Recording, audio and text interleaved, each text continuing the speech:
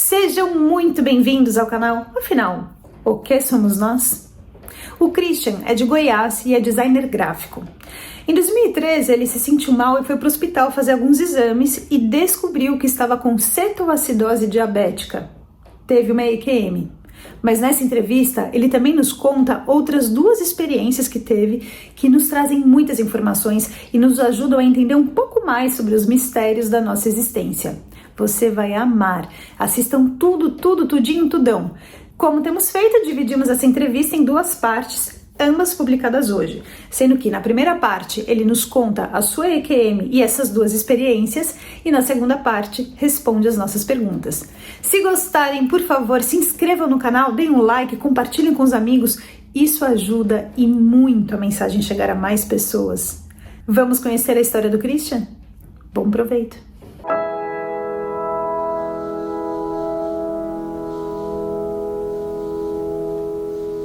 Boa noite, Christian. Muito obrigado por você aceitar compartilhar conosco do canal Afinal o que somos nós, a sua experiência de quase morte e outras histórias. Peço, por favor, que você se apresente, nos diga de onde está falando e nos conte tudo no maior detalhe que for possível, porque é muito importante para nós. Muito obrigado desde já e a palavra está com você. Boa noite, Carlos. Meu nome é Christian Siqueira, tenho 51 anos. Sou natural de Brasília. Atualmente eu resido em Águas Lindas de Goiás, a 45 quilômetros de Brasília. Vamos começar pela minha primeira experiência, que eu acho que foi importante, quando se leva em consideração as outras experiências. Então eu gostaria de começar pela minha primeira experiência aos 6 anos de idade. Como eu te falei, eu morava em Brasília, sou de Brasília, e aos 6 anos nós nos mudamos para o Rio Grande do Norte, porque os meus pais são de lá, né? E nós voltamos, meu pai estava mudando de profissão e tudo, e nós resolvemos voltar para lá. Nessa ocasião, nós fomos morar em um conjunto habitacional que naquela época era considerado longe, eram apenas 6 quilômetros da cidade, mas era considerado um conjunto habitacional que era longe. Então, como era um conjunto habitacional relativamente novo, né, tinham muito poucas pessoas que moravam ali. Na minha rua quase não tinha ninguém. Eu sempre fui muito sozinho, né? Quando morava em Brasília, eu morava na Granja do Torto, e era como se fosse um sítio, né? Não tinha muro, a gente era praticamente dentro do mato, né? Então não tinha amigos, eu me acostumei com aquilo. E aí, mas por fim, eu consegui fazer uma amizade com um coleguinha que morava um pouco mais acima. E a gente se tornou bons amigos, e ele nesse contexto ele me ensinou a fazer um estilingue, que era naquela época, né, era a brincadeira e a gente mais se divertia. E aí eu fiquei empolgado, pedi que minha mãe comprasse o material para me confeccionar, e eu preciso fazer um adendo aqui a respeito de uma pessoa que morava conosco, que ela era muito importante. Eu considerava ela como minha segunda mãe, né? Ela foi babá da minha mãe, foi minha babá, da minha irmã, de mais 3 primos meus, né? Filhos da irmã da minha mãe. Ela se chamava Maria Antônia, e a gente carinhosamente chamávamos ela de Pazinha. Ela era uma negra, filha de escravos, né, ex-escravos, e que estava na família já há gerações. E ela morava conosco, né? Então eu pedi para que ela fizesse uma bolsa que ela costurava, para colocar as pedras, né, para brincar com o estilingue. Então, ela, numa tarde, eu fiquei ali perturbando ela para ela ir fazer para mim, ela decidiu ir fazer. E a máquina de costura estava no quarto da minha mãe. E a máquina estava do mesmo lado da porta, e ao fundo eu me sentei, né, na quina, entre as duas paredes do fundo, e fiquei ali brincando com os carrinhos, né, enquanto ela costurava. E aí eu percebi que em um certo momento, eu olhando os carrinhos, né, eu comecei a me sentir leve, uma sensação gostosa, uma alegria, uma satisfação que eu não sabia de onde vinha. Né? E aí eu percebi que eu estava me elevando, como se eu estivesse me levantando, né, do chão. Estava sentado no chão, mas aí eu estava prestando tanta atenção nas sensações que eu estava sentindo, que eu não me dei conta que eu realmente estava levitando. Eu me desprendi do corpo sem perceber. E eu continuei brincando, aí quando eu olhei para frente, eu notei que eu já estava mais ou menos da metade da parede, né? Mais ou menos 1 metro e meio. E eu não era tão grande assim, né? Na época, tinha 6 anos. Aí eu olhei para a Bazinha, e ela continuava a costurar.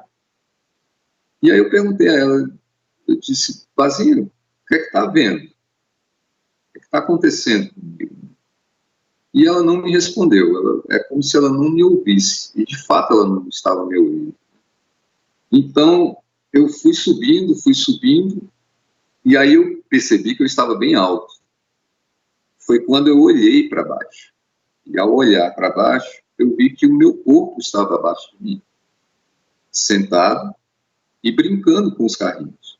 Como se a minha consciência, claro, naquela época eu não entendia isso, mas era como se a minha consciência estivesse tanto no meu corpo como fora dele. Né? Eu não tinha a percepção do meu corpo, eu só tinha a visão de cima. E eu continuei a subir, até o ponto em que eu encostei as minhas costas no teto do quarto, né, na laje. E aí foi que eu realmente me dei conta do que estava acontecendo. E aí eu fiquei surpreso. Você imagina uma criança, né, de 6 anos, tendo aquela experiência de flutuar ou de volitar, que seja. Né? Aquilo era incrível para mim. Sem falar de todas aquelas sensações de amor, de acolhimento. Era como se alguém tivesse não que eu sentisse, mas era como se alguém me elevasse ali naquele local. Aí eu imediatamente comecei a chamar por Bazinha, né? Eu falava, Bazinha, olha aqui, eu consigo voar. E ela não me ouvia. Em momento nenhum ela se virou assim, que eu tenha percebido que ela tenha virado para olhar para mim, eu não vi essa situação. E aí eu fiquei ali alguns instantes, que eu não sei exatamente quanto tempo eu fiquei ali naquela situação, mas eu estava achando fantástico. Para mim, eu queria ficar ali com as costas no teto para sempre, né? Era uma coisa. Então, em um determinado momento, eu comecei a descer. Da mesma forma que eu subi muito lentamente, eu fui descendo, e aí eu desisti de tentar fazer Bazinha olhar para mim, porque ela realmente não me ouvia. E vi que estava me aproximando do meu corpo. Meu corpo continuava a brincar com os carrinhos, naturalmente, como se eu estivesse dentro dele. Né? E chegou uma determinada altura, que mais ou menos minhas pernas estavam da altura da minha cabeça no chão, né? Estava sentado no chão, eu senti que eu despenquei. como se tivesse me soltado e eu caí sentado no meu corpo. E aí, nesse momento, eu senti um leve choque. E aí eu me assustei, e nesse momento talvez pela essa descarga, automaticamente eu me levantei. Como se fosse um susto, né? E aí eu já corri para a Bazinha, eu disse, Bazinha, você viu o que aconteceu? Eu estava voando, estava flutuando. E ela é meio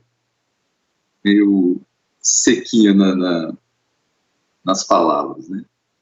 Ela disse, menino, que conversa é essa? Você estava aí sentado o tempo todo, brincando com os carrinhos, que eu olhei rapidamente e vi que você estava sentado. E eu disse, não, eu estava no teto. Eu estava ali vendo lá de cima. E essa casa, ela tinha um pé direito muito alto. Eu tinha uns 4 metros de altura. Então, para mim, que tinha 6 anos, que era pequeno, para mim era muito alto. É como se eu tivesse a 2 andares de altura, né? A sensação. Eu dizia, não, eu estava lá, Ela disse, não, meu filho, você estava sonhando aí, vai ver que você deu um cochilo. Bom, desisti de tentar convencer ela de que eu estava naquela situação. E aí, a minha mãe havia saído com meu pai, eu não sei se ela tinha ido à cidade, mas tinha saído com ele. E no finalzinho da tarde, quando isso aconteceu, eram mais ou menos umas 4 horas da tarde, e umas 6 e pouquinho, meus pais chegaram. E eu fui todo empolgado, né? Eu falava, tinha mais contato de conversar com a minha mãe, né? Então eu contei para ela o que havia acontecido, e ela fez de conta, né, que havia acreditado, mas eu percebi que ela não tinha acreditado. Eu disse, mãe, mas aconteceu isso e tal. Aí meu pai ia do corredor, aí eu contei para ele também, né? E aí meu pai disse, não, meu filho, você estava sonhando, você deve ter dormido e sonhou com isso. Isso não acontece, não. Mas para mim foi muito real. E é engraçado porque você tendo essa visão, ela é muito mais real do que o próprio mundo físico que a gente vive.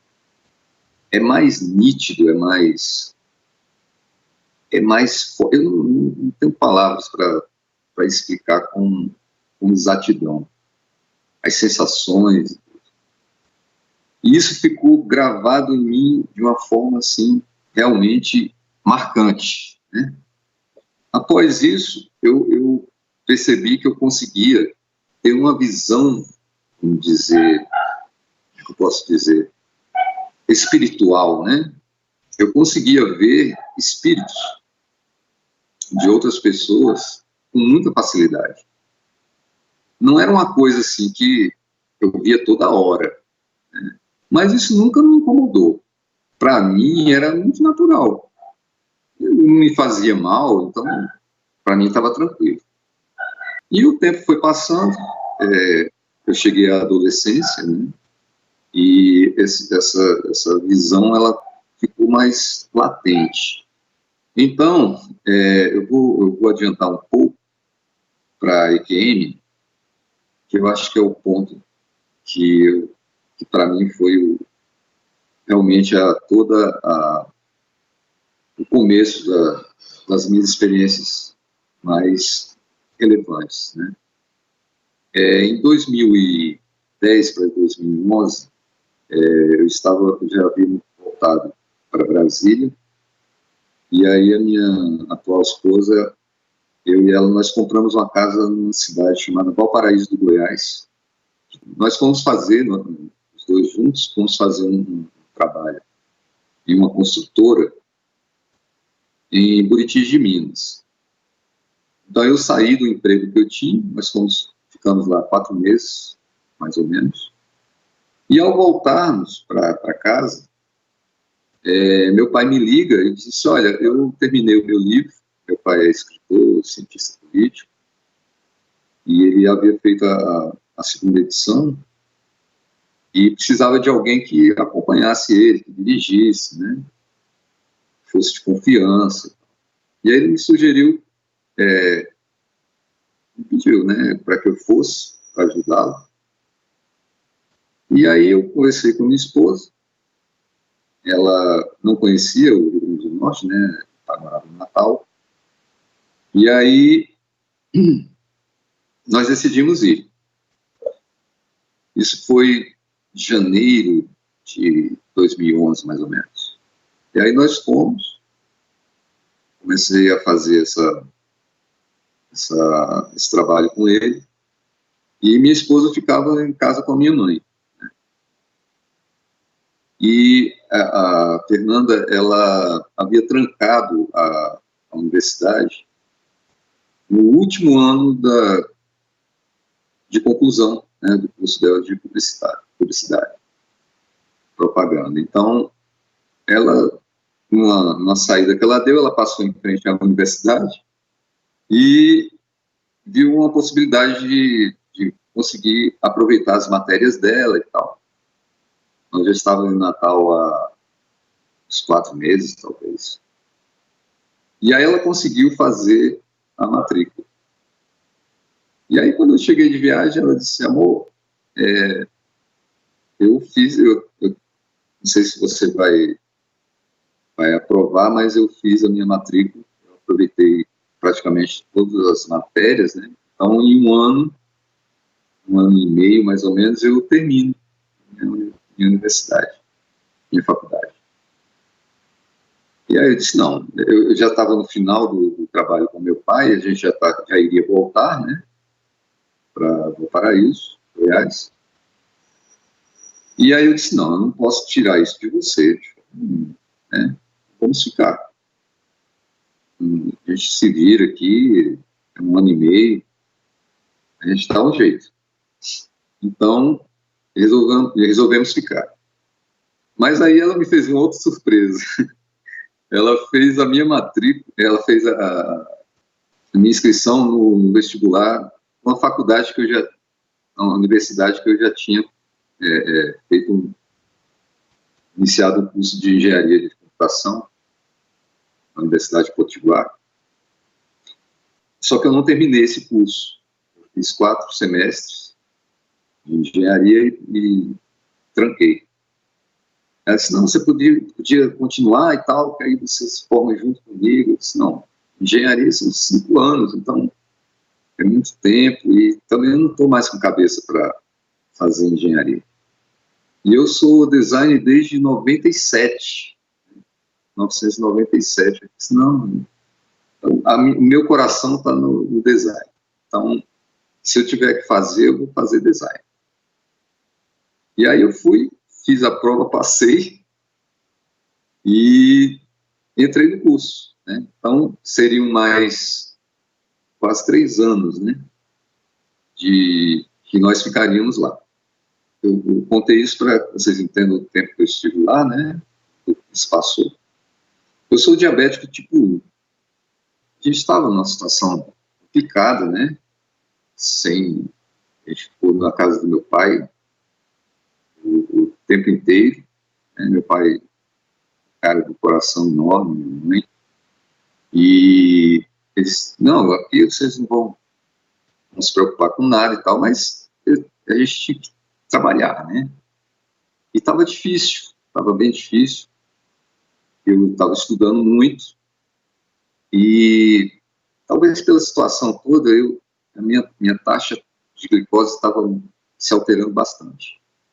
Então, em 2013, eu estava prestes a começar as provas e decidimos no final de semana, não lembro se era um sábado ou um domingo, era dia 31 de julho,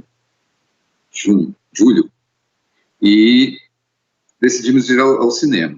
Fomos ao cinema, comi pipoca, tomei um refrigerante, tudo. E aí, no final, nós voltamos para casa e eu comecei a passar mal, muito mal, sentindo dor no peito, enjoo, comecei a vomitar, passei bem mal mesmo. Mas, assim, era uma coisa que ainda não estava me incomodando ao ponto que chegou o auge, né? Por volta das 2 da manhã, não, acho que antes um pouco, decidimos ir ao hospital de base de Natal. Lá chegando, a gente viu que o sistema de saúde estava em greve, então o atendimento estava precário, pouca gente, né, estava ali para atendimento, os médicos. E aí fizeram alguns exames e me medicaram e me mandaram de volta para casa, dizendo que eu estava com infecção urinária. Mas aí voltamos. Ao deitar, tudo piorou. As dores ficaram insuportáveis, dor no peito, falta de ar. Eu não conseguia ventilar. Eu respirava, mas o ar não era absorvido, o oxigênio não era absorvido pelos pulmões. Então era como se eu estivesse me afogando, né? Sensação terrível. E foi piorando.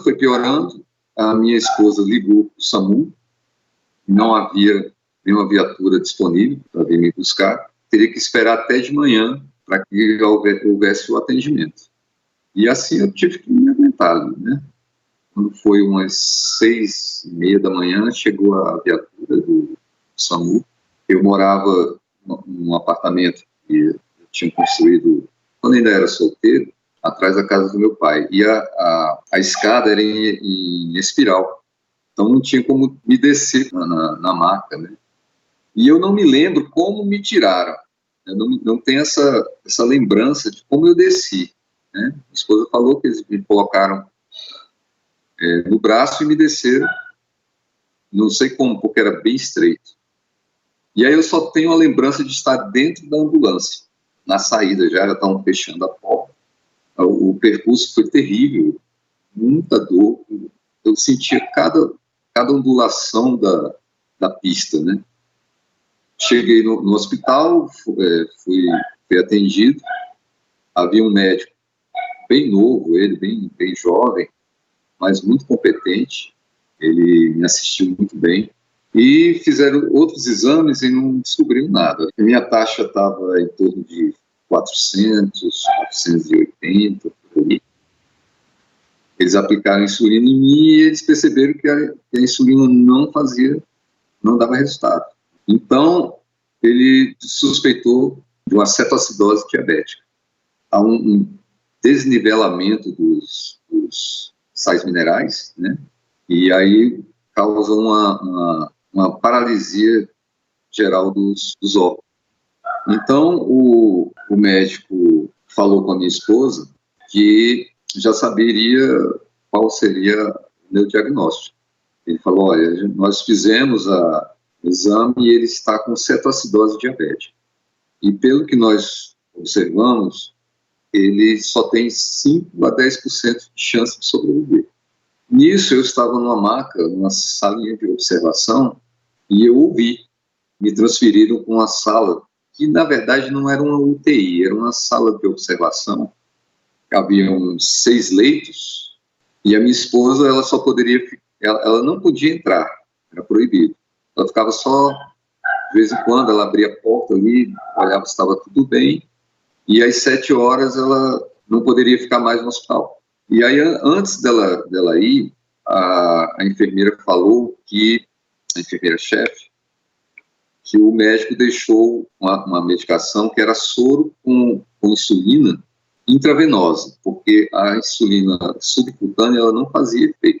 Então, eu tinha que tomar direto na veia. E se baixasse demais, era para trocar o soro por um glicosado, mas que não poderia ficar mais de 2 horas sendo administrado aquele soro glicosado, né? E aí, esse que foi o grande problema. Talvez essa tenha sido a causa da minha EQM. Eu não acredito que eu tenha morrido, de fato, ter tido uma parada ou qualquer coisa do tipo, porque senão eu saberia, né, no outro dia.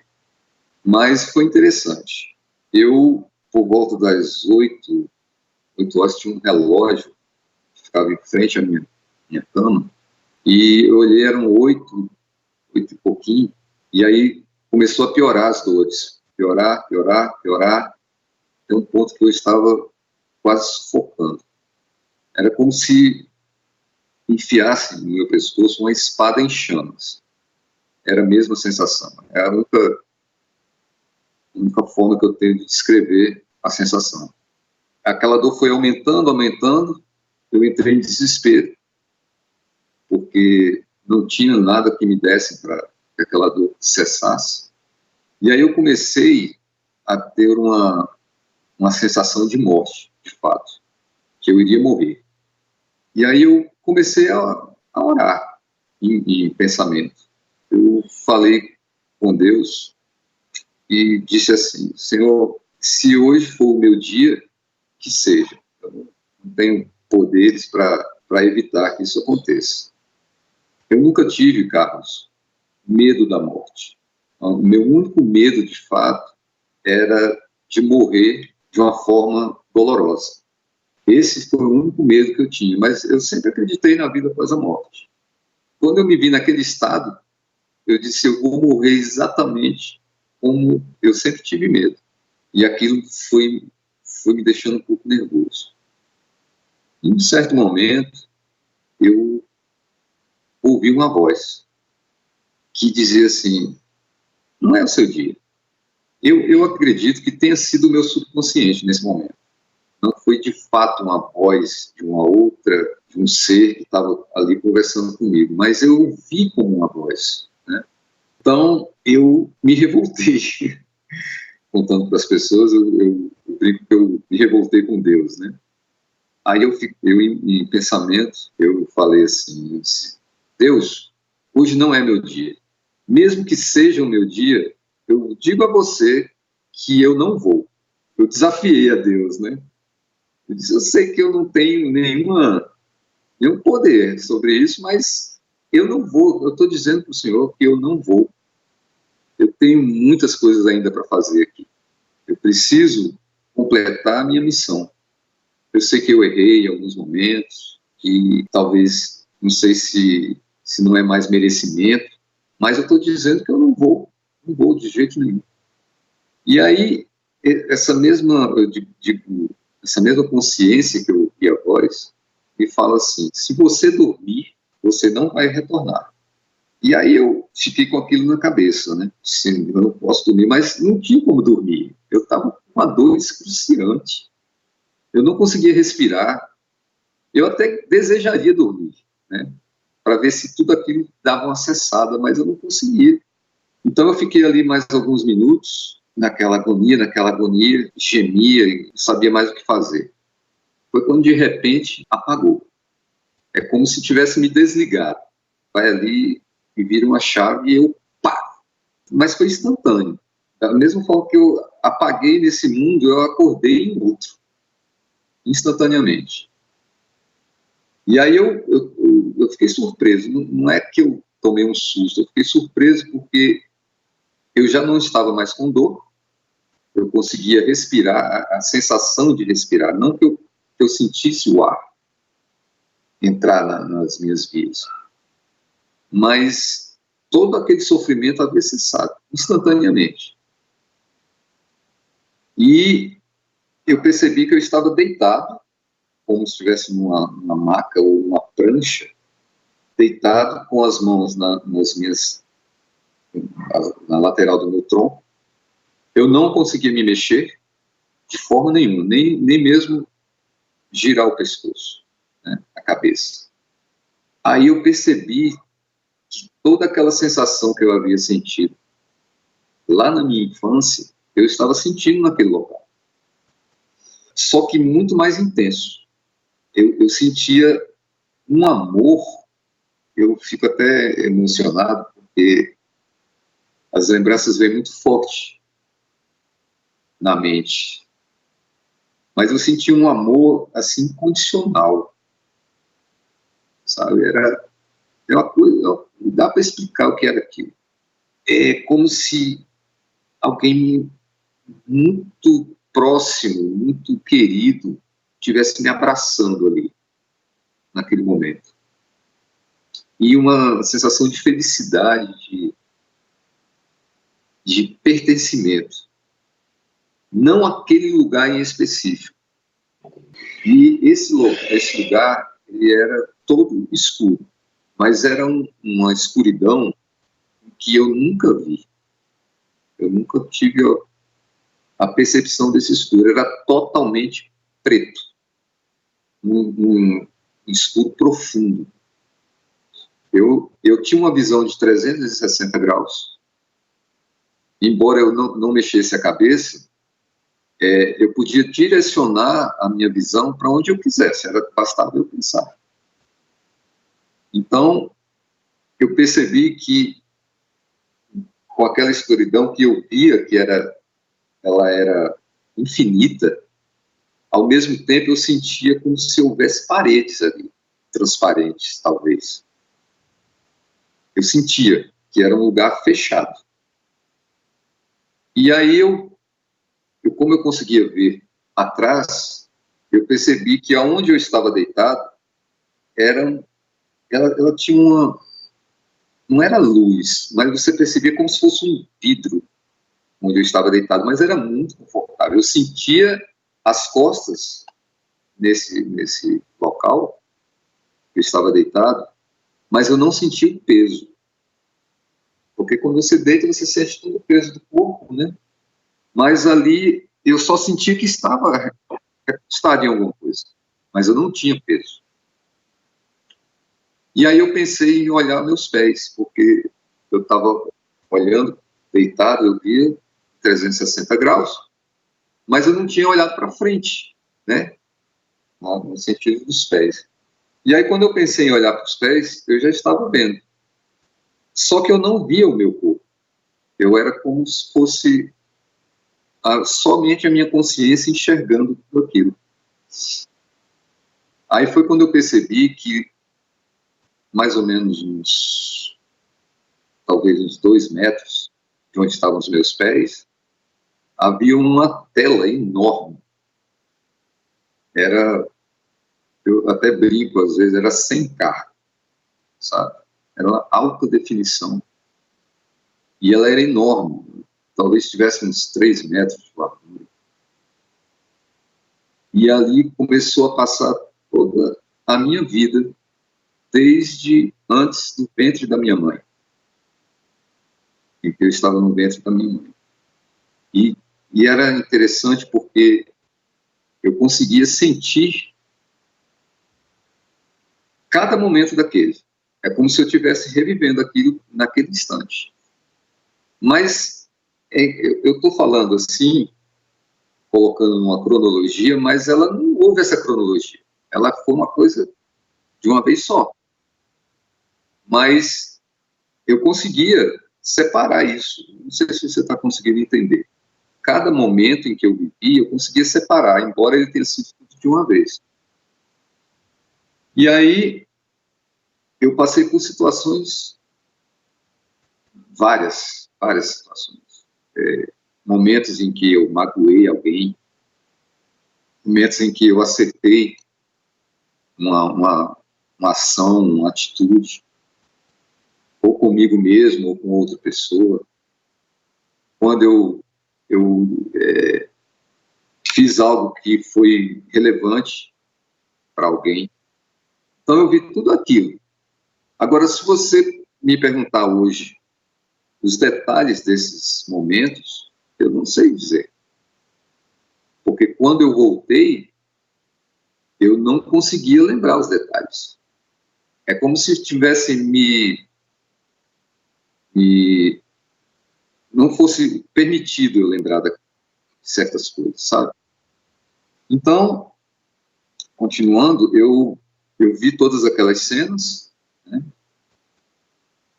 E há um detalhe. Embaixo dessa tela, dessa TV, tinham 2 candelabros enormes, mais ou menos 1,80 m, mais ou menos minha altura, dourados. Mas eles não tinham, porque geralmente o candelabro ele tem uma vela, né, em cima, mas ele não tinha velas, ele ficava só aqueles candelabros ali, dourados. Era um dourado muito intenso, ele ele parecia que tinha vida. Ele emanava uma luz, certo? Dourada, assim como a cor dele, né? Dourada. E aí eu observei isso também.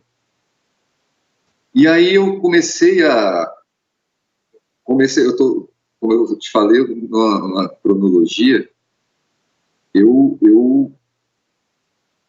comecei a perceber, com aquelas sensações, que eu estava muito feliz ali. Embora eu não me mexesse, não conseguisse mexer um dedo, embora eu não visse os dedos, né? Para mim, se eu ficasse naquele lugar por toda a eternidade, para mim estava excelente. Mas eu tinha essa sensação de que ali não era o meu lugar.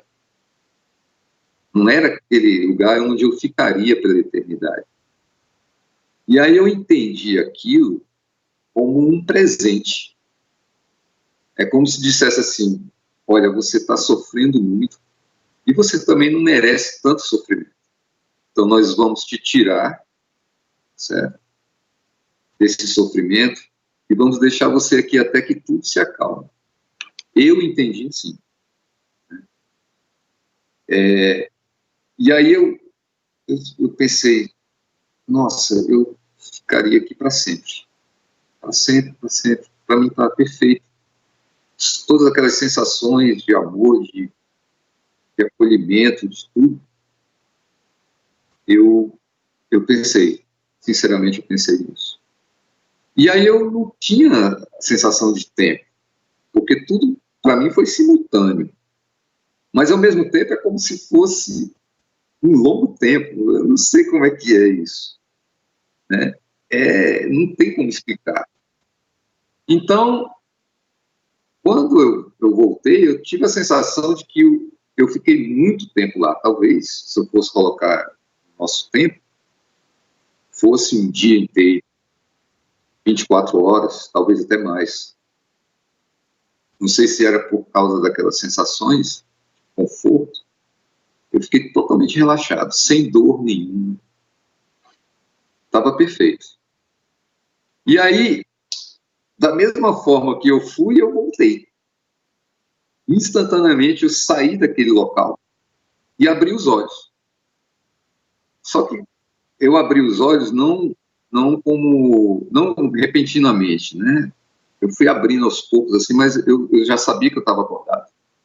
E aí já era pela manhã, era mais ou menos umas 6 horas da manhã. E aí eu fiquei, ainda estava com aquele lugar na cabeça. Estava pensando em tudo aquilo que tinha acontecido, tentando lembrar dos detalhes do que eu tinha visto naquela tela. Porque muitas coisas ali foram marcantes. Elas me tocaram profundamente.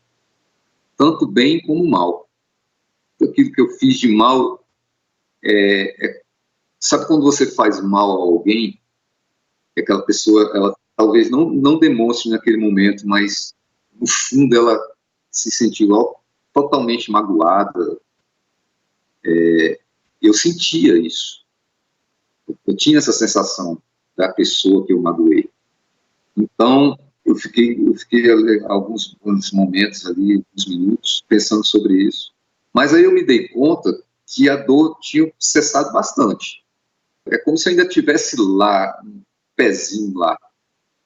E aí eu não estava me dando conta que eu ainda estava com dor. E aí eu fui começando a sentir a dor de novo. A dor, ela foi chegando. E aí eu percebi que eu estava ensopado. Todo molhado, era como se tivessem jogado água em cima de mim. Tanto que eu achei que eu tivesse me urinado, né? Urinado ali enquanto eu estava deitado. Inclusive escorreu para o chão.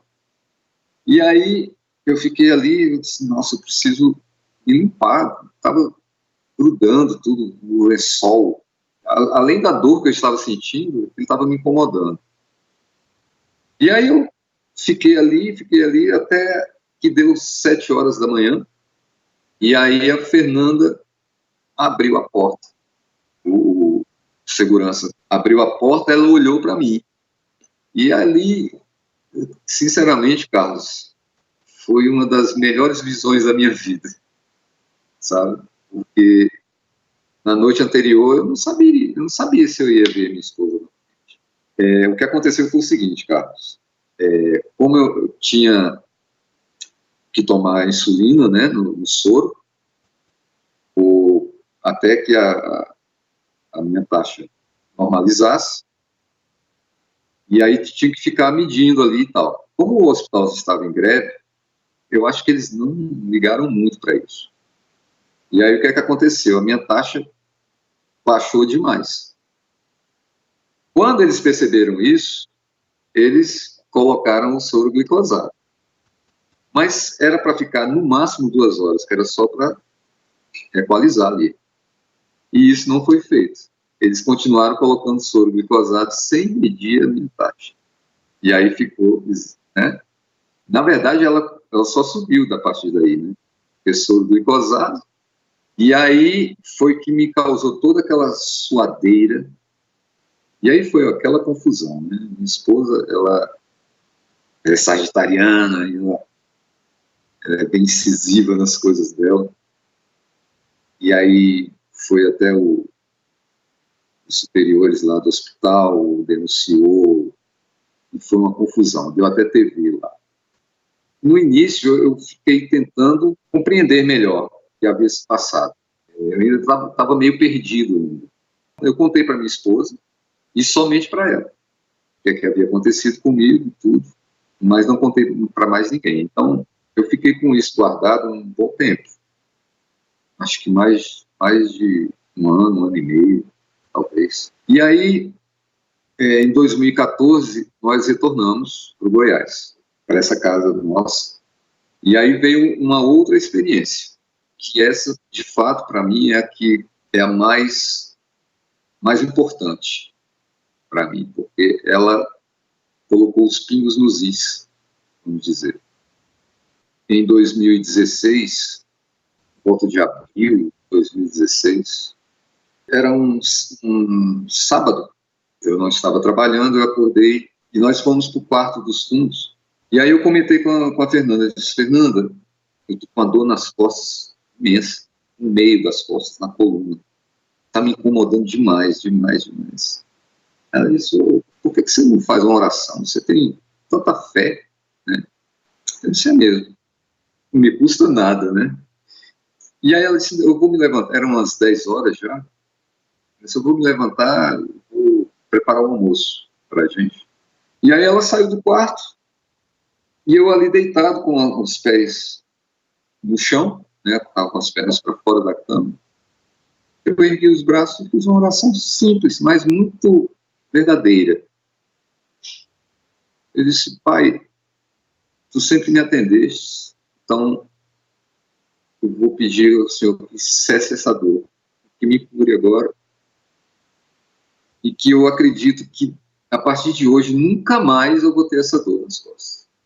Bem simples, mas eu fiz com todo o coração.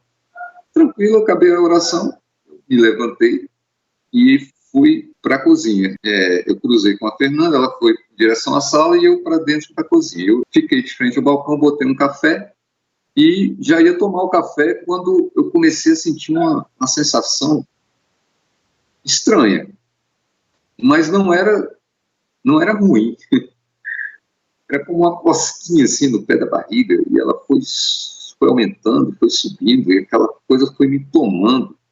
E aí eu não estava incomodando, mas eu fiquei meio assustado, porque ela veio muito rápido e uma coisa que eu nunca tinha sentido antes. E aquilo foi me tomando, foi subindo pelo pescoço, é como se fosse uma energia. E ela era tão forte, Carlos, que ela começou a me sufocar. E aí eu pensei: nossa, eu acho que eu vou desmaiar. E eu nunca havia desmaiado na vida, eu não sabia qual era a sensação de desmaiar. E eu estava em pé, né? E aí eu me segurei, eu soltei o café e me segurei no balcão, né? Segurei firme. Nesse momento, eu comecei, essa sensação estava tão forte que eu comecei a chorar incontrolavelmente. Nunca nunca vi e nem chorei daquela forma. Mas não era de dor ou, sabe, de tristeza, é o contrário, era de alegria. Eu estava sentindo, eu percebi que eu estava sentindo toda aquelas sensações da IQM e da minha experiência quando criança. Só que eu hoje acredito que é porque, como eu não estava fora do corpo, o nosso corpo não estava, meu corpo não estava preparado para aquele tipo de sensação, de energia. É como eu estava prestes a explodir. Eu tinha essa sensação que eu ia explodir. Então, quando você enche os pulmões até você não aguentar mais, que dá aquela dor no peito, era como aquilo. Aí já começou a ficar extremo. E aí, nesse tempo também, a Fernanda já tinha me visto naquela situação e eu não conseguia falar, não conseguia esboçar uma palavra, só gemia e chorava. E aí ela ficou apreensiva, porque ela achou que eu estivesse passando mal, e ela olhava para mim, tentava fazer com que eu dissesse alguma coisa ali, responder o que estava acontecendo, e eu não conseguia. E aí, nesse instante, ela se virou, ela foi pegar alguma coisa que estava no sofá. Ela foi, na hora que ela se virou para retornar para o balcão onde eu estava,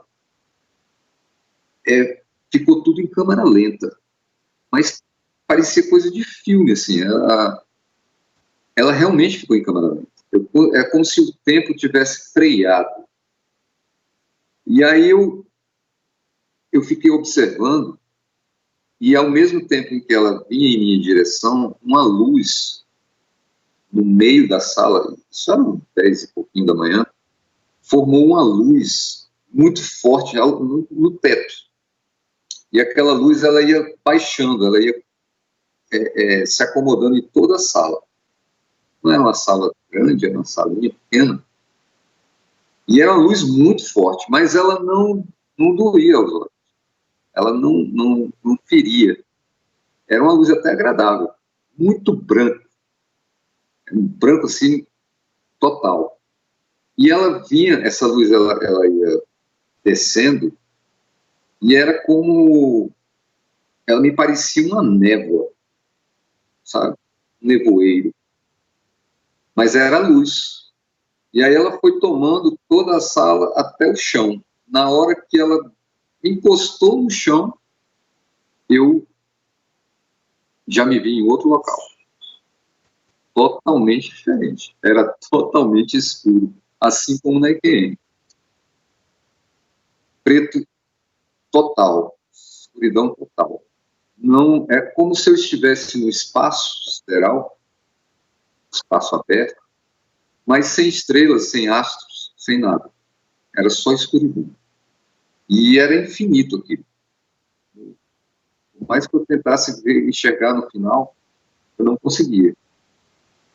E aí eu continuei sentindo aquelas sensações, né, de alegria, de amor, de acolhimento, mas de uma forma mais agradável. Eu já não estava naquele sufoco que eu estava sentindo no corpo. E aí eu me perguntei, onde é que eu estou? Né? E aí eu percebi que eu estava flutuando, eu estava suspenso no espaço. E aí eu olhei para baixo e vi as minhas pernas, eu consegui me ver do pescoço para baixo, né, do peito para baixo. Eu só não consigo lembrar com que roupa eu estava. Isso eu não consigo, já tentei várias vezes, mas não me lembro. Mas eu via os meus pés, as mãos, os braços, e aquilo me intrigou, porque era impossível me enxergar. Não havia nenhum ponto de luz naquele local. Era tudo totalmente preto, escuro, negro. Então, se não existia nenhum foco de luz, como eu conseguia me enxergar? Aquilo era impossível. Né? A física não permite isso. E aí eu fiquei surpreso. Eu disse, nossa, o que aconteceu? Onde é que eu estou? E não sabia mais o que pensar. Então eu fiquei que eu acho que foi assim um certo, talvez, tempo, né? Vamos dizer assim, porque eu senti que houve uma pausa ali nos meus pensamentos, né? E aí eu ouvi uma voz que era telepática, né? Ela era uma voz muito suave, era uma voz grave, né? Mas ela era ao mesmo tempo suave e aconchegante, muito bonita a voz. E ela vibrava na minha consciência. E aí essa voz me disse o seguinte: você tem muitas dúvidas. Como eu falei, eu aprendi com esse meu primo a ser questionador. Por um tempo eu consegui aceitar algumas religiões, né? Mas eu sempre fui questionador. Então, eu tinha muitas dúvidas, não só sobre a religiosidade, mas também eu sempre fui muito ligado, né, como bom aquariano, às coisas do espaço, né, tecnologia. Eu lembro quando eu era pequeno, eu pegava o binóculo do meu pai, deitava no capô do carro e ficava olhando a lua, as estrelas, e eu me sentia deslocado. É como se aquilo não fosse o meu lugar, sabe? Eu ficava procurando alguma coisa no céu. E aí essa voz me diz o seguinte: você tem muitas dúvidas. E agora todas elas serão explicadas. Você está preparado para essa experiência? Aí, imediatamente, eu só pensei, sim. E aí, nesse momento, eu não sei, foi talvez um impulso, eu olhei para baixo. Quando eu olho para baixo, se forma um tubo, um portal redondo, abaixo de mim. Ele se abre, todo colorido, mas cores que, olha, eu sou designer, eu trabalho com cores. Vou ser sincero, eu nunca vi aquelas coisas na minha vida. Algumas até parecem com cores que nós conhecemos, mas elas são vivas. Elas emitem, você sente que ela é viva. Ela é como uma troca de energia, sabe? E aí aquela fenda se abre, e aí nesse momento eu senti, eu não sei se é porque eu fui puxado em direção a ela, ou se eu realmente caí, porque eu senti a sensação física de despencar, sabe? E aí eu mergulhei naquele buraco, naquela abertura. E aí quando eu caio ali dentro, eu vi que não era um túnel, eu chamo de tobogã de luz, porque é como na física se chama buraco de minhoca, né?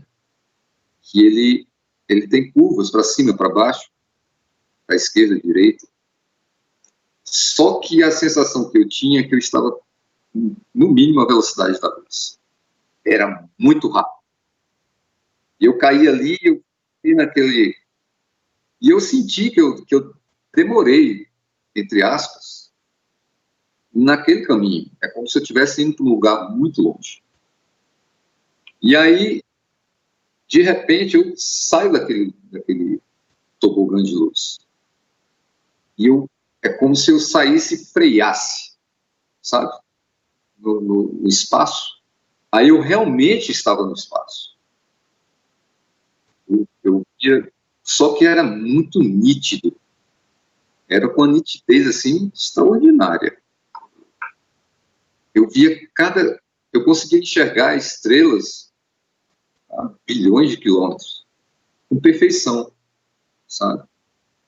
E aí, à minha frente, eu vi uma nebulosa, né? Era linda. Ela tinha, assim, umas cores... nessa, era mistura de violeta, azul, amarelo, enfim, umas cores muito vivas. E eu me deparei com aquilo, é como se ela tivesse ao meu alcance. Eu tinha a sensação que se eu esticasse a mão, eu pegaria nela, sabe? Mas ela estava muito longe. Eu via, para você ter ideia, você que é físico, para você enxergar uma galáxia, em centenas de anos-luz de distância de uma ponta a outra, você tem que estar muito longe. E eu via essa nebulosa bem à minha frente. Nesse instante, eu não conseguia mais enxergar o que estava atrás de mim. Eu não tinha mais aquela visão de 360. Eu só conseguia enxergar o que estava à minha frente. Né? Mas eu não me preocupei com isso. Eu estava fascinado com aquilo. Porque eu sempre me imaginei no espaço, né, de ir para o espaço, de poder observar tudo aquilo ali com toda aquela liberdade que o espaço te dá, né? Você não tem limites. E era exatamente o que eu estava sentindo. E aí todas aquelas sensações também, né? E aí aquela voz me vem à mente novamente. Ele diz, observe. E aí eu comecei a ver, apareceu nova, não era uma tela, porque as bordas dela era como se tivesse translúcidas. Ela não tinha um limite certinho, como uma TV, né? Uma tela de projeção. Ela era meio transparente. E ela estava bem entre eu e aquela nebulosa. E ali eu comecei a ver várias fórmulas matemáticas, fórmulas de física. E aí, na verdade, eu não me atentei tanto àquelas fórmulas. Porque eu queria ver outras coisas. Eu estava tão focado em ver aquilo que eu sempre quis ver, a olho nu, digamos assim, que eu fiquei olhando aquelas fórmulas, equações, mas eu não me foquei em saber o que aquilo estava querendo me mostrar, entende? Mas isso tudo foi, vou tentar explicar, foi simultâneo, mas eu consigo separar ela numa linha de tempo, na minha mente, entende? É como se eu pegasse isso, eu disse, não, eu quero ver tudo junto. Eu conseguiria, que de fato foi.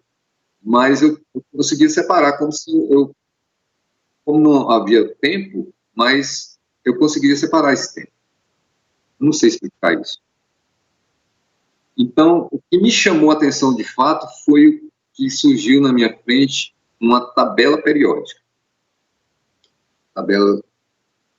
Só que ela era diferente. A nossa tabela periódica, ela constitui, se não me engano, 118 elementos, né, ao todo. Mas essa tabela, ela tinha 128, entende? Tinha 10 elementos a mais. E aquilo me chamou bastante atenção, porque eu fiquei intrigado, foi uma coisa que eu quis saber mais sobre aquilo. E aí, a voz, né, veio e falou novamente, me dizendo o seguinte, que a raça humana, certo? Ela só terá o total entendimento dos universos físicos, enfim, de tudo que se relaciona a isso, a partir do conhecimento, né, desses elementos que estavam presentes nessa tabela. Certo? Aí a minha curiosidade despertou, porque eu sempre quis, né, saber quando é que nós poderíamos, por exemplo, desbravar outras galáxias, o ser humano, né? Viajar de um ponto A ao ponto B em galáxias totalmente distantes. E aí, essa era uma das minhas dúvidas, né? Então, ela estava sendo respondida para mim naquele momento. E ele disse que a física também é diferente nessas dimensões superiores, né? Em determinadas camadas, porque o tempo e o espaço, em certos níveis, eles não são presentes. Existem dimensões que até pode haver tempo, mas de uma forma diferente, né? O passado, o presente, o futuro, eles são um só. Você, né, eu via isso naquela dimensão, porque para mim, como não existia tempo, eu poderia estar aqui, mas eu poderia estar no futuro. E quem garante que eu não estava? Porque eu tinha ido para um outro lugar, entende? Então, eu comecei a ter uma atenção maior a partir disso. E ele também me falou que a espiritualidade e a ciência, elas caminham juntas. Elas não podem ser separadas. Porque o que acontece? Se você desenvolve uma tecnologia além da sua capacidade espiritual, você desnivela todo o ambiente. Os dois têm que caminhar juntos. Claro, uma hora um está mais à frente, outro está, entendeu? Mas elas têm que caminhar sempre juntas. Por quê?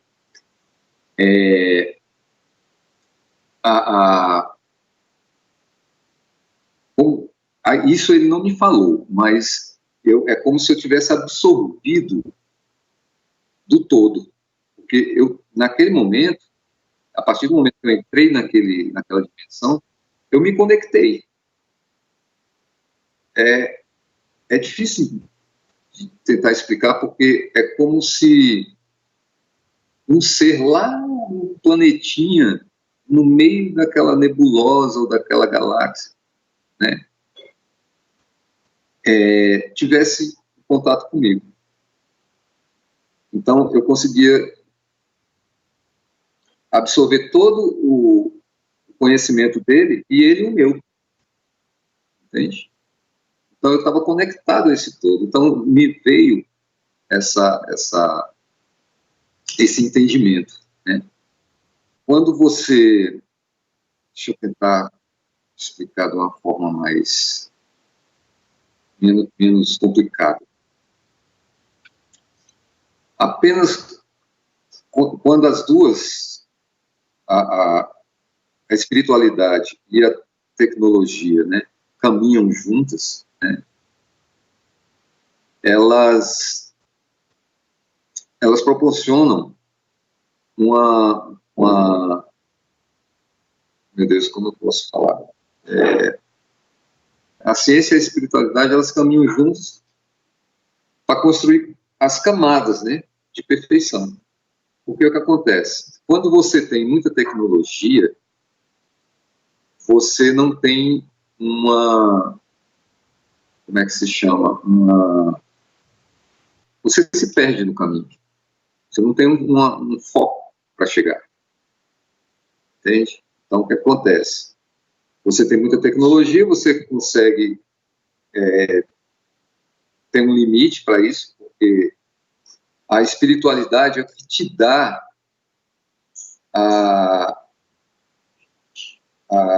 o equilíbrio para você conseguir chegar onde você precisa ir. Porque o que acontece? O que eu entendi naquele lugar é que todos os universos, eles têm não é uma lei, certo? Eu não vi como uma lei. eu vi como um privilégio. Quando você está num patamar alto de tecnologia e espiritualidade, você consegue viajar pelo universo. Por quê? A tecnologia ela precisa da espiritualidade porque ela utiliza desse meio, dessa dimensão superior, talvez onde eu estava, certo? Para se locomover no plano físico. Então, ela sai do plano físico, vamos dizer lá, uma determinada civilização tem uma nave que ela vai entrar nesse plano dimensional, diferente do plano físico, para se locomover até um ponto B. Entende? Agora, eu quero especificar. Então, sem essa dualidade, sem esse equilíbrio, isso não acontece. Então, somente civilizações que têm esse alcance espiritual elevado, estou falando espiritual, mas pode se dar outros nomes, tá? Porque é um estado de dimensões superiores. Então, esses seres que conseguem chegar a esse ponto, eles têm o privilégio de ajudar outras civilizações que estão numa evolução mais baixa. Entende? Então, eu acredito que é por isso que nós temos tantas visitas, né, no nosso planeta, de seres, tanto físicos como extrafísicos, nos visitam e nos vigiam. Porque eu também captei nesse local que qualquer distúrbio que houver, em qualquer esfera que seja, vamos dizer, por exemplo, na Terra, se houvesse uma guerra nuclear, certo? Isso afeta todo o universo. Todo. De ponta a ponta. Mesmo os que estão mais longínquos, eles são afetados. Eles entram em um desequilíbrio. Porque a energia, ela é interligada. Nós todos somos interligados. Cada grão de areia, tá, ela tem uma energia. Ela tem uma... É como se ela fosse viva, de fato. A Terra é viva. Tá? As coisas, mesmo que elas nos pareçam inanimadas, elas têm vida. Não a vida como a gente conhece, biológica, mas ela tem, energeticamente falando, uma sintonia com o universo. Então, qualquer distúrbio que houver, independente de qual local do universo seja, vai haver um desequilíbrio, e isso prejudica muito diretamente aqueles que estão mais próximos de nós, como os que estão mais longe, as civilizações que estão mais longe. Elas têm uma mudança de energia que pode dar um atraso na evolução espiritual daquele mundo, etc. Então eu senti, absorvi aquelas informações todas de uma vez.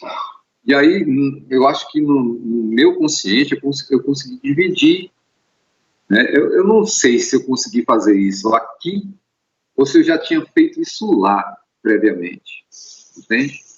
Porque quando eu voltei, eu passei, nossa, até hoje eu penso nessas coisas, tentando colocar as vírgulas, saber, olha, isso aqui é por causa disso, tal, tal, tal. Então, não é uma coisa que você simplesmente pega aquela informação e diz, é tal coisa. Não.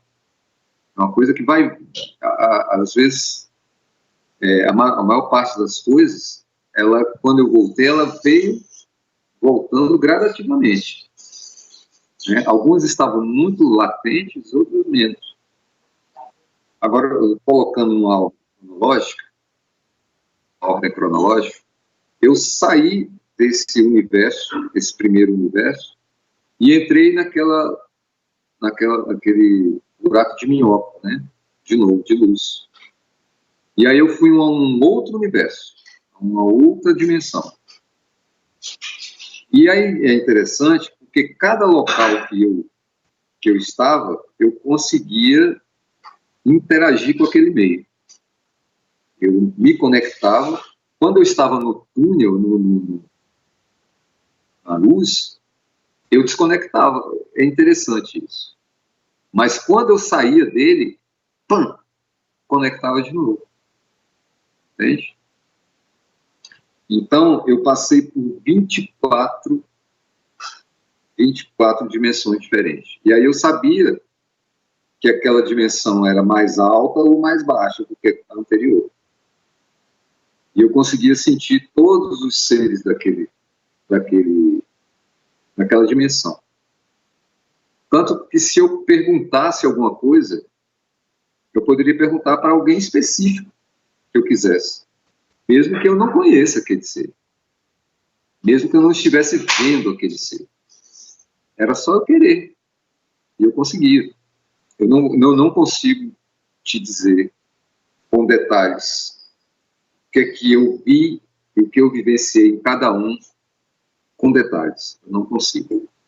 Eu sei quais os que eu passei, eu sei o que é que eu vi, mas o significado daquilo, eu ter vivenciado aquilo, experienciado aquilo, eu não sei explicar.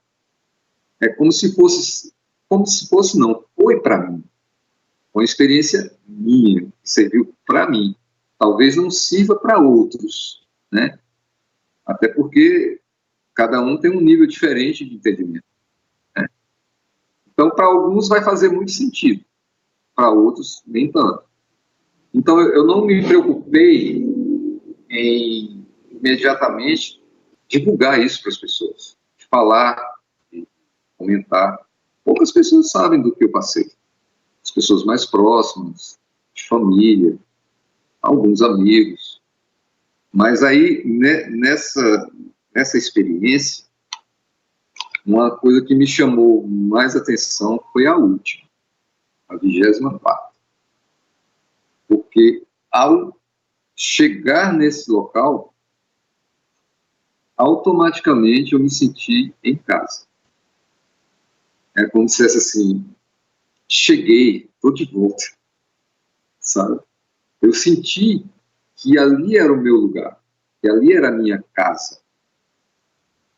Eu não vou saber te dizer assim qual a razão de ter certeza disso, né? Mas é porque foi o que eu realmente internalizei. Nem a voz e nem os seres daquela dimensão, mesmo que eu perguntasse, iriam me dar uma explicação plausível. Eu simplesmente sabia. Porque é como se me tivesse sido negado saber detalhes dele, para que eu não trouxesse de volta, porque eu não precisaria saber daquilo, porque para a minha vida isso não vai fazer diferença. Mas eu me senti em casa, é como se eu me senti como se estivesse lá com 6, 5 anos de idade, olhando um binóculo para o espaço, e aí eu tivesse apontado para um determinado local e dissesse, eita, achei a minha casa. E aí isso me deu a sensação de chorar. Mas eu não estava no plano físico. Mas a minha alegria foi tão grande, que eu tenho certeza que eu tive a sensação de chorar de alegria, de felicidade, embora não tivesse de fato. E em cada dimensão que eu fui, eu conseguia medir o nível de evolução de cada setor daquela galáxia. Carlos, eu esqueci de mencionar que na terceira galáxia que eu visitei, ela me chamou a atenção pelo fato dela parecer muito com a galáxia que eu conheço, que o pessoal chama de Galáxia do Sombreiro. Ela parece um chapéu mexicano, né? Eu não vou afirmar que era ela, mas ela parecia bastante. As cores dela também eram bem peculiares. Ela tinha uma tonalidade de azul com amarelo, se não me engano. Quando eu bati o olho nela, eu disse, nossa, eu conheço essa galáxia. E então, cada dimensão dessas visitada por mim, eu tive uma experiência pessoal. Algumas eu até lembro, mas elas são muito pessoais. Eu acho que não tem a necessidade de eu relatá-las. Foi diretamente para mim mesmo. Então, na última visita que eu fiz, eu já não passei mais pelo tobogã de luz. Eu já fui diretamente direcionado para aquele lugar inicial, totalmente escuro, suspenso, no ar, que eu digo, né? Suspenso no ar. E aí eu tentei o contato com a voz. Eu fiquei... É como se eu dissesse assim, já acabou, sabe? Eu quero mais. Né? Foi o que me passou pela mente. E aí foi o processo inverso. Fechou aquele local e automaticamente eu já me vi naquele branco da minha sala, com aquela luz. E aí ela foi invertendo, ela foi subindo, né? A luz foi voltando para o teto. E aí eu consegui enxergar a Fernanda à minha frente. Ela estava ali, apavorada, porque eu me encontrava na mesma situação, aí eu comecei a sentir aquela energia novamente, absurdamente alta. Realmente eu acho que era porque o meu corpo não suportava, nosso corpo biológico não suporta aquelas energias. Então eu estava sufocando, estava, sabe, como se apertasse a minha garganta. E eu chorando muito, aí eu fui voltando. Aí a primeira coisa que eu perguntei para a Fernanda foi: quanto tempo eu fiquei fora? Ela não entendeu nada, Tadinha. Ela deve ter perguntado: para fora de onde você ficou aqui o tempo inteiro, né? E aí ela disse: como assim? Eu disse: quanto tempo eu fiquei dessa forma? Eu fiquei chorando e agarrado, porque eu ainda estava agarrado na pedra. Eu não caí, da mesma forma. Aí ela virou para mim e disse: eu acho que uns 3 minutos. Aí eu pensei: impossível. Como é que eu passei por toda... Carlos, se eu fosse colocar... Imagine eu passar por 24 dimensões. Ter experiências, vamos dizer assim, entre aspas, extensas, né? Apesar de ter sido tudo simultâneo, mas é engraçado, porque até hoje eu penso o seguinte: ela foi simultânea, tá? Mas o que é que explica eu entrar no túmulo e ir para um outro, se for simultâneo? Eu não essa parte eu ainda não consigo entender totalmente, entende? Eu não sei se a minha consciência, ela separou isso como uma forma, assim, de gravar, digamos, na memória, os acontecimentos. Porque é como o tempo, né? Só saindo um pouco do assunto da equilíbrio, mas era uma coisa que eu queria comentar com você, até porque você aqui é físico, né? Outro dia eu estava vendo, acho que no Instagram, e eu vi um vídeo que a pergunta era o seguinte: o que é o tempo? Tempo é uma coisa uma coisa universal que existe em todo o universo, ou é uma coisa que nós humanos inventamos? Aí aquilo me deu um gatilho. É como se eu tivesse voltado lá naquela experiência. E aí eu lembrei de uma coisa que foi muito interessante. Eu não sei de onde ela veio. Não sei se foi esse gatilho que me fez lembrar ou se era uma coisa que eu tinha que lembrar normalmente. Mas que eu posso te afirmar que o tempo é como a matemática. A matemática, ela é universal. Ela existe em todo o universo. E foi uma coisa que nós descobrimos. E por que eu te digo isso? Porque a matemática, ela é uma coisa essencial do universo. Sem ela, não há perfeição. Porque tudo é minuciosamente calculado. Cada átomo que existe no universo, ele é calculado, ele é medido, ele é colocado ali. Claro, tem as interações, né, para formar os elementos e tal, mas ele é muito específico. Então, a matemática, principalmente, ela é uma coisa que ela está em tudo. Ela está em tudo. E o tempo, na verdade, ela tem ela está em todo o universo. Certo? Eu pude, mesmo que eu não tivesse a sensação de tempo naqueles lugares, eu senti, Carlos, que naquelas dimensões que eu estive, aqueles seres, no seu estado físico, eles tinham uma contagem de tempo, eles tinham uma percepção do tempo, eles mediam o tempo. Mas o tempo é uma coisa que apesar de ser universal, todas essas civilizações, elas têm a mesma percepção. É como se a gente já trouxesse essas informações em relação ao tempo dos planos superiores.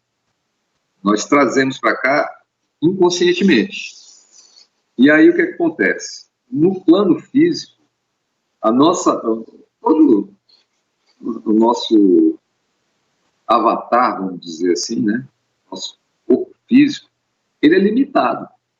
A nossa mente, ela é incapaz de absorver 0,0000001% das informações que estão lá. Então, o que é que acontece? A gente traz isso, essa percepção de tempo, de lá. Porque a nossa mente, por ser limitada, ela precisa ter referências para gravar o nosso cotidiano, as coisas que acontecem. E tem as outras subdivisões, mas o foco aqui é a capacidade de memória. Por exemplo, vou tentar explicar um exemplo. Eu me lembro do que aconteceu aos 6 anos de idade, né, quando eu saí do corpo. Eu lembro. Mas para que eu consiga me lembrar daquele instante, eu tenho que colocar o tempo. É como se fosse uma marcação. É como um marca-livro. Entende? O tempo, ele funciona dessa forma para nós, seres físicos. Mas, na verdade, o tempo, ele não existe. nós vivemos numa linearidade que é, como é que eu posso dizer, por conta do nosso estado biológico. Então, o que acontece? A gente não consegue, pelo menos a maioria das pessoas, ela não consegue ter uma percepção do futuro. E ela não consegue estar no futuro, isso colocando o tempo, né? Ela não consegue fazer isso. Ela consegue ir ao passado. Porque, entre aspas, ele já aconteceu. Mas, na verdade, o nosso futuro está acontecendo agora. Ele está acontecendo agora. Ah, mas a gente sempre está vivenciando o futuro, fisicamente. Sim, estamos. Eu posso estar milésimos de segundo à frente no futuro em relação à contagem do tempo. Eu não posso estar um minuto, a não ser que eu esteja no espaço, numa espaçonave, a, sei lá, 2 anos-luz de distância, em relação à Terra tem uma diferença de tempo. Eu estou no futuro, não é isso? Mas corpos presentes, simultâneos, eles não conseguem fazer isso em relação ao outro.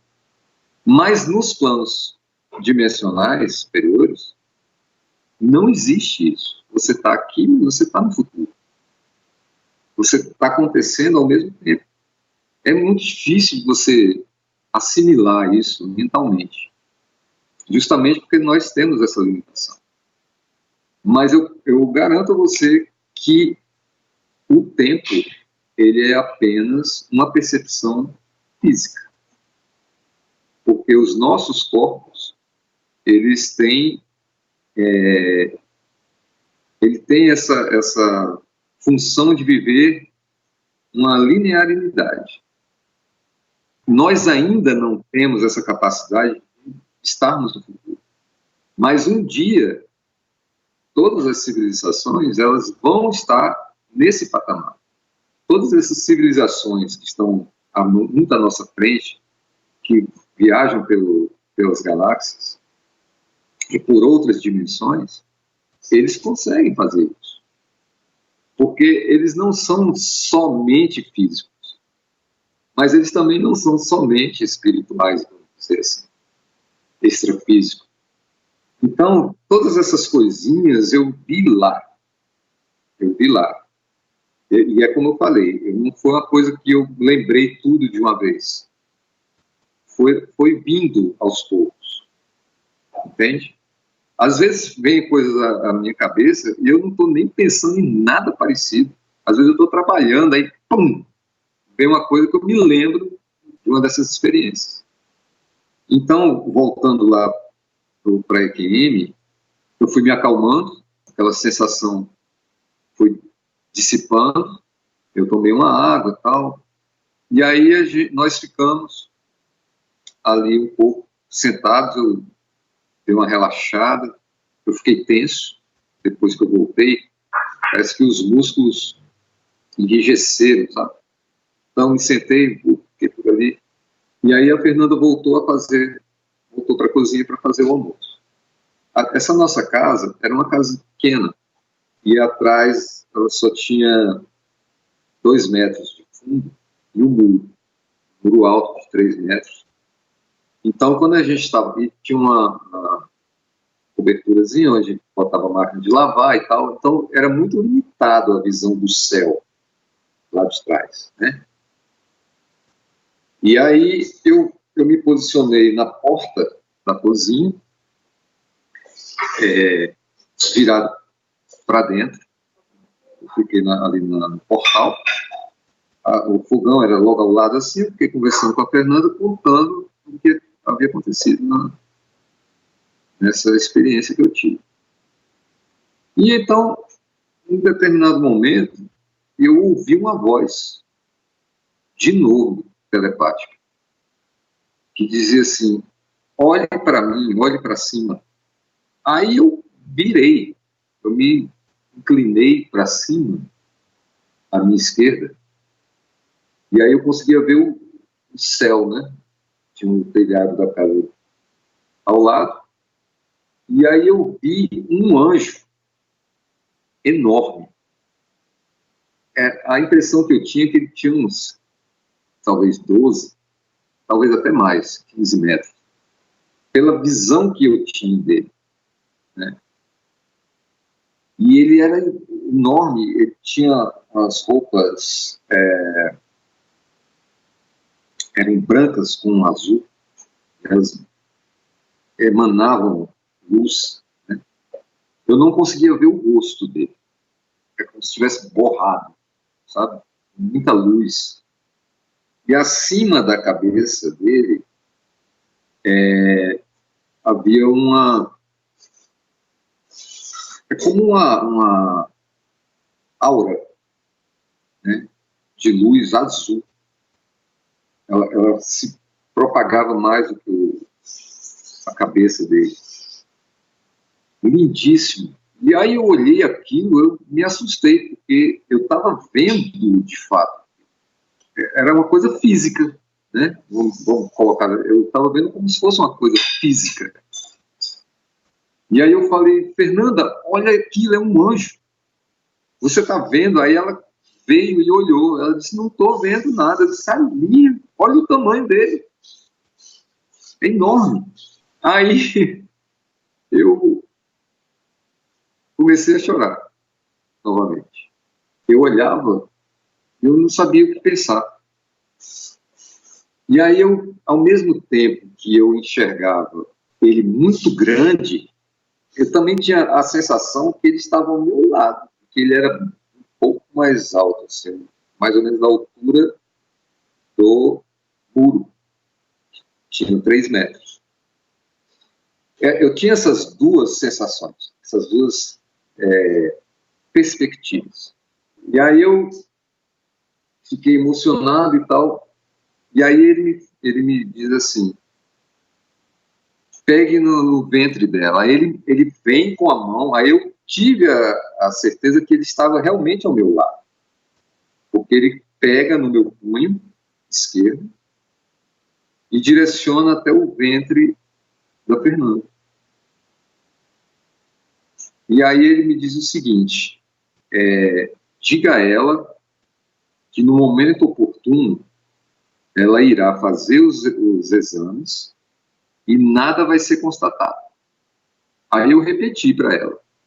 E aí ficou eu estava ainda meio atordoado com aquilo, né? Mas, ao mesmo tempo, eu comecei a debater com ela. Eu disse, o que ele quer dizer com isso? Né? E aí ele solta o meu punho e vai, é como se ele fosse subindo e foi se desfazendo, se desmanchando, talvez, né? E aí ele sumiu.